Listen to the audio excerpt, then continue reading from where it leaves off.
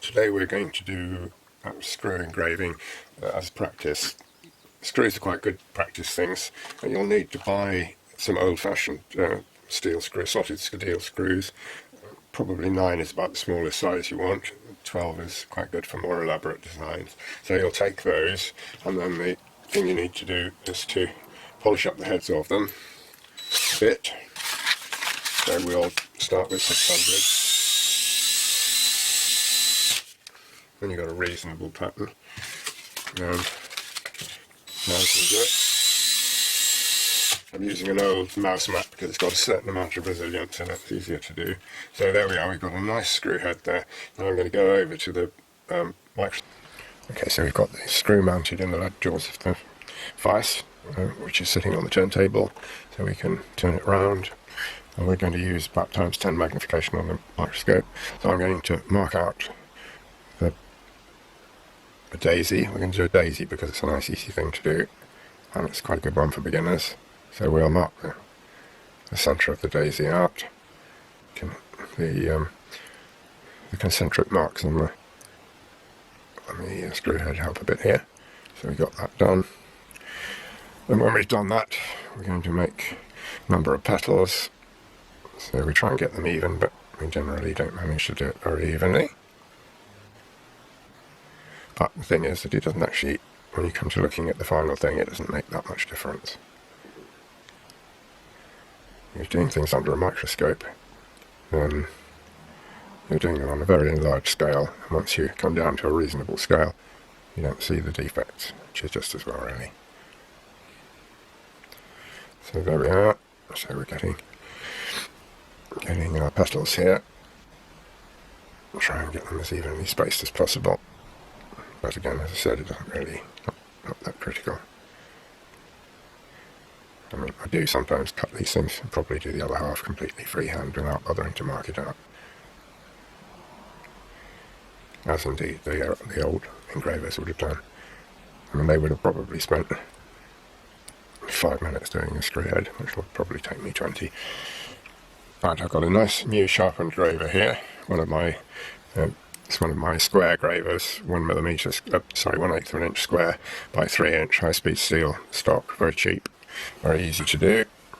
Grind it down according to the videos. Now then, we start by cutting. It's not cutting badly, and it's quite reasonable steel these screws are made of. So you can cut away to your heart's content, trying not to bash them on the other side of the screw, because that breaks the point off if you're not careful, which we didn't do then. Right, so there's a nice big deep cut which we need because we're going to end up some of the cuts in there. Now these ones are easy because you go straight off the end of the screw, you don't have to end the cut, so that saves you one of the main causes when you're a beginner of broken tips on your tools. There we are.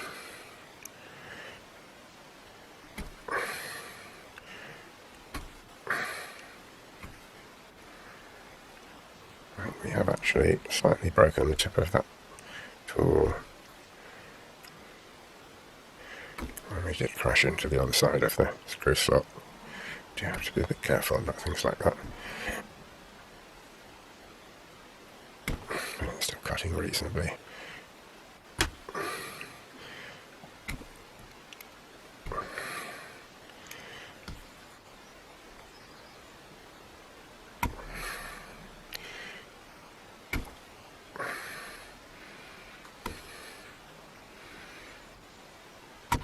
Here we are.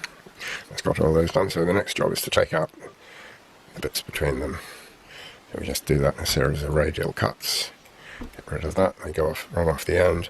Try not to leave too much of a gap between each cut. When you run over it with a piece of wet and dry at the end, you'll see all the little lands that you haven't managed to take out. You'll see when you look at this that actually we haven't got a lot of symmetry between each different petal. Everything is a little bit going its own way. But when you see the finished thing, you'll realise that actually too much fuss is a waste of time.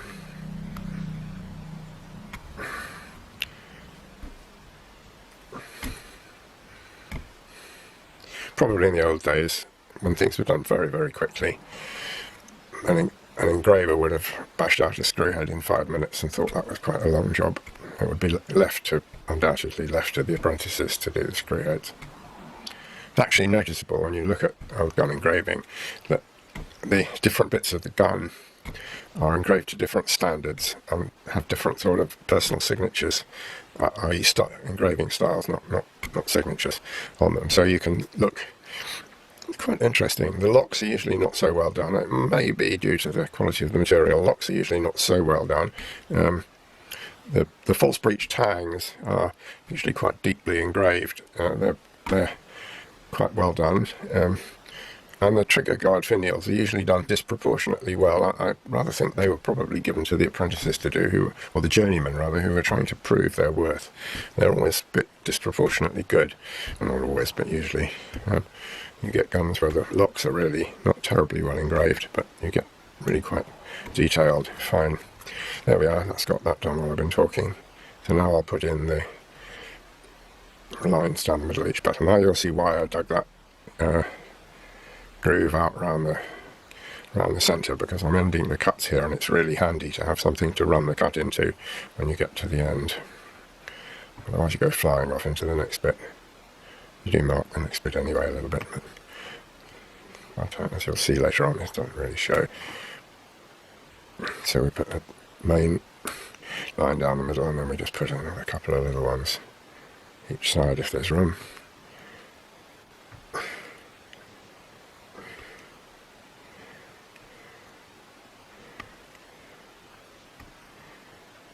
So there we are.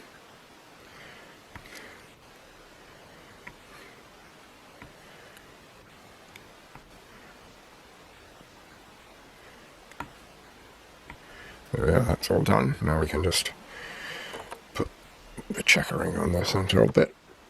So that's at right angle, so we'll put some checkering on there. 1, 2.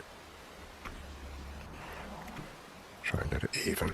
Again, actually, when you look at the thing with the naked eye, you're not going to see much of this. You just get an impression. So that's that. Let me just cross those.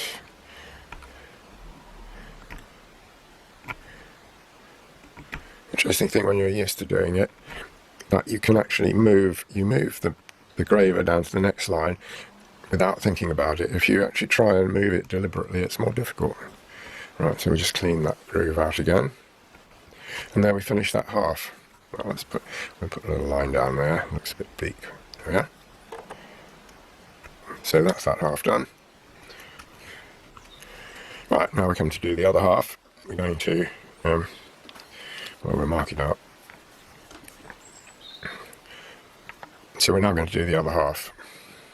Let's put, I've got a fresh graver because that one was getting a little bit blunt. And this one isn't cutting at all, so it's not sharpened properly, so throw that away. Try another one. Yeah, that's better. Oops. Yeah.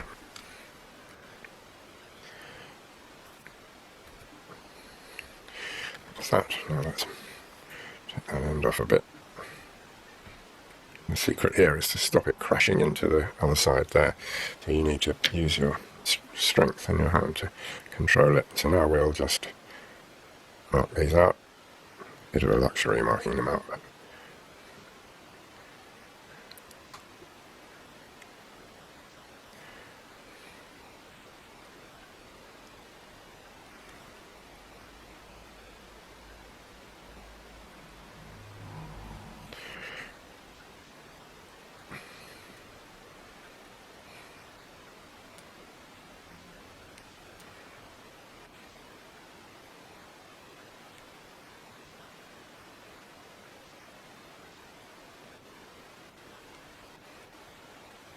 Yeah, right.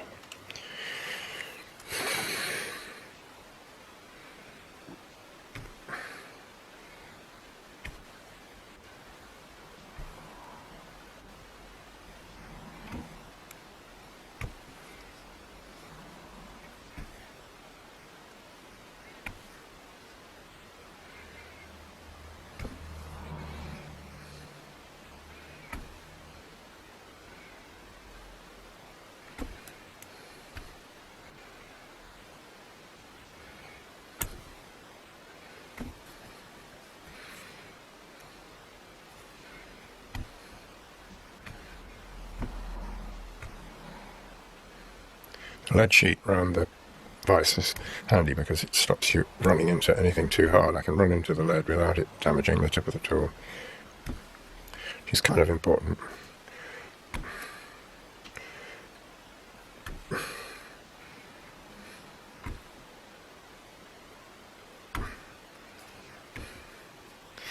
Yeah, right now the job is taking the bits out of the middle. A line in there. Rather an uneven thing here, but still, there we are.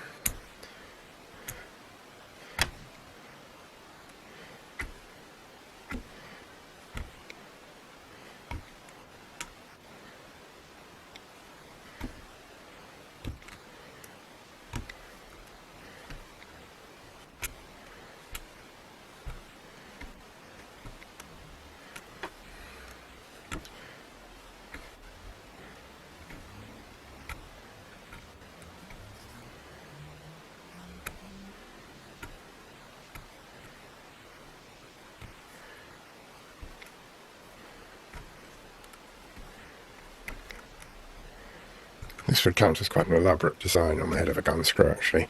I mean, quite often they're just radial lines, but I'm not doing the radial lines because mostly the radial lines are actually stop. They start and stop, and they're quite difficult to do evenly and without damaging the tool, so I'm not going to do those on this one.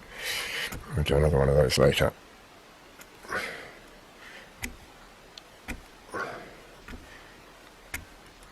Let me try and get through this.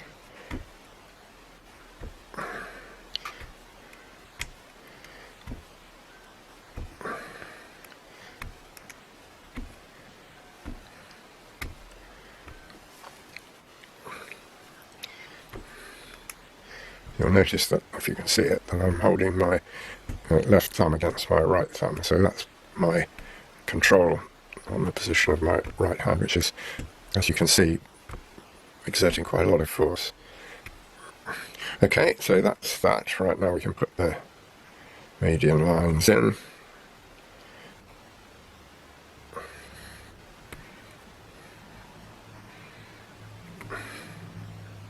You know, it's just, oops, we lost the end there. Got to have another engraver.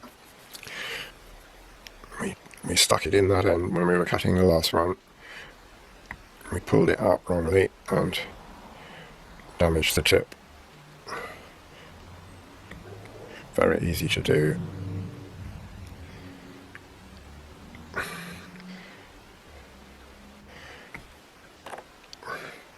Right, so we put the median lines down, and we're going to just make sure that any spaces that are left there, we can put another little one in.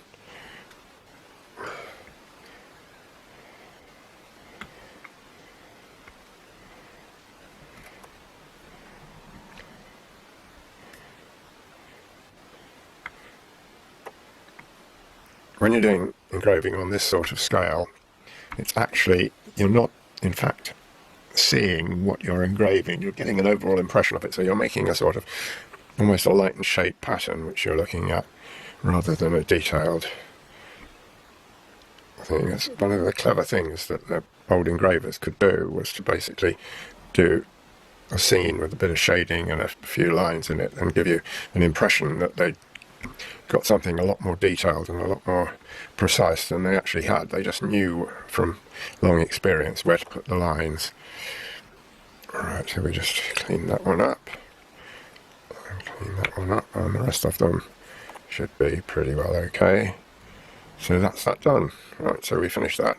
Now, we'll need to just clean it up a bit. I think that's pretty good. So the thing we need to do now is we'll black it up just to fill in the bits, and then we'll have to sand off the top again to get rid of all the spurs and stuff. So that's, so you can see there beginning to come up, but we need to polish that off because it's all a little bit rough. So there's my 7000 grade paper.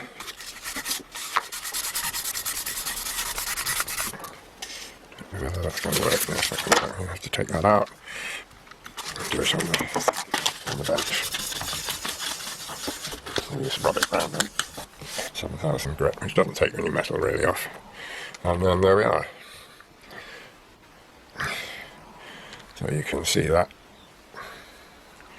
And there you can see that rather nice. You can't really notice the asymmetry in some of the petals and things. It's not really anything that you're going to see. So there's your screw head. Probably, I can't remember, don't know how long that took, but probably about 15 minutes.